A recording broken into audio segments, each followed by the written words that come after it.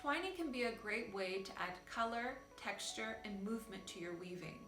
It's often used with scalloping and also when you're adding different colors or creating different shapes or sections to the weaving. In this tutorial, you will learn how to do twining. Here it is. First, start by weaving in plain weave a row of weft. Now in this tutorial, I'm going to use a light blue yarn as the yarn for the twining, but you can use any color that you like. You can use the same color as the weft here, or you can use a different color for a pattern. To start twining and adding this new yarn, I like to go right in this corner here where the weft and the warp yarn are attached. Insert the tapestry needle and then pull through. The key aspect of twining is finding the intersection between the weft and the warp. So when you found this intersection or a T or X between the two, you're going to weave under both the warp and the weft and then pull it out on the other side.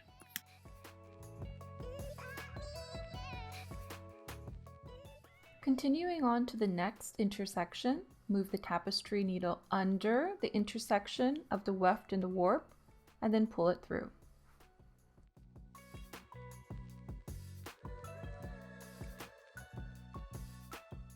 Secure the yarns in place and make sure the edge here stays straight as well. The yarns, while you're twining, the winds will get pulled a little bit, and you just want to make sure that you keep that edge nice and straight. You'll continue this pattern until you get to the edge of the warp or until the edge of where you want the pattern to go.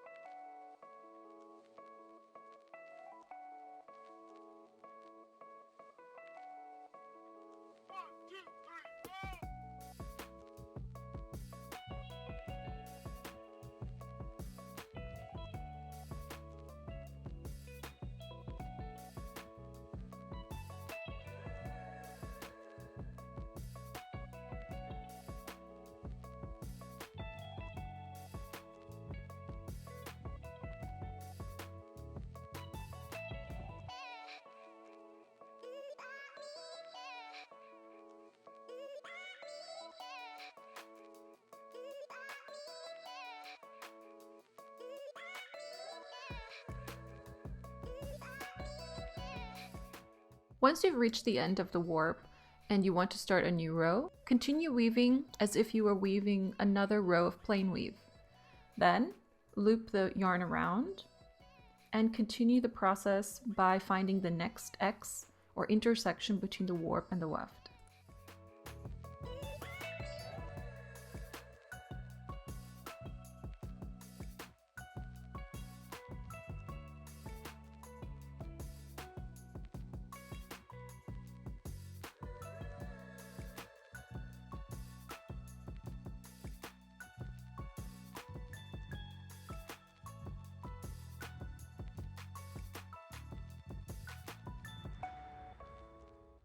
As you continue this pattern, you can see that a braid pattern develops. Weaving with two different colors with the twining and the weft that you're using could create a nice pattern.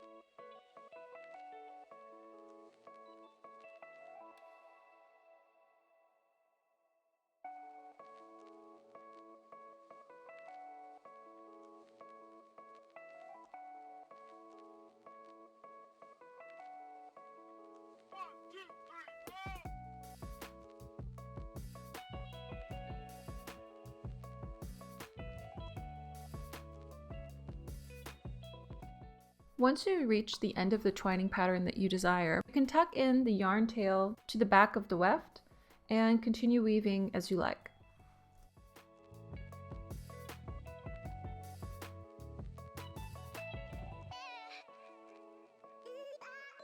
I hope you enjoyed the tutorial of making a hem stitch. If you have any questions or comments, please leave them down below. And if you enjoyed the video, then please leave a thumbs up and subscribe for more videos soon. Thank you so much for watching, and see you next time.